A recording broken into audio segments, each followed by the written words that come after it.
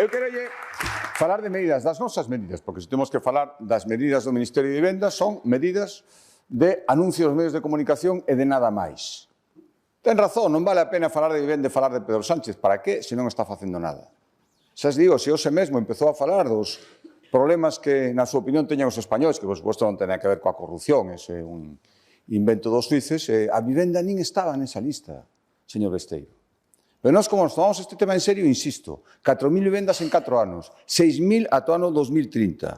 Estamos a desenvolver solo para 20.000 vivendas de protección pública, en colaboración público-privada. Desenvolvemos a figura dos PIAs autonómicos, pioneira, que reduce os plazos a metade, en colaboración cos concellos, para tener chan para facer vivenda pública, que é un dos grandes problemas, chan asequible, por suposto. Axudamos ata con 20.000 euros a compra de vivenda protegida, 100 vivendas adquiridas a Sareb, por certo. Pedimosles que non as cedera para poñelo a disposición da xente en régimen de protección ou non. A Sareb, Ministerio de Vivenda, fai caixa cos galegos. 10 millóns para financiar a promoción pública de vivendas polos concellos.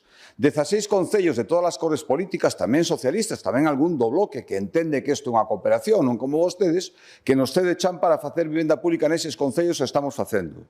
Triplicamos este ano as axudas para promotores que queiran construir vivenda con algún régimen de protección. Facilitamos rematar os edificios inacabados e se van dedicar á vivenda pública. Elevamos os límites de renta para que moita xente, moitas familias que se estaban quedando fora e non podían acceder a unha vivenda de protección e tampouco, tal como están, por suposto, a precio de mercado libre, agora sí que se poden beneficiar. 25% de reserva menores de 36 anos en vivenda pública se queren comprala e 40% se a queren alugar. Bonificación de ata o 100% do imposto de actos xurídicos documentados na vivenda protegida. Por certo, fago un anuncio. Mire, un dos grandes problemas que era ese 20% que a xente xoven non podía achegarse, pide unha hipoteca e que lle estaba facilitando a Xunta, era ata 36 anos. A partir de ahora será ata 45. E a xente ata 45 anos poderá beneficiarse dos avais da Xunta.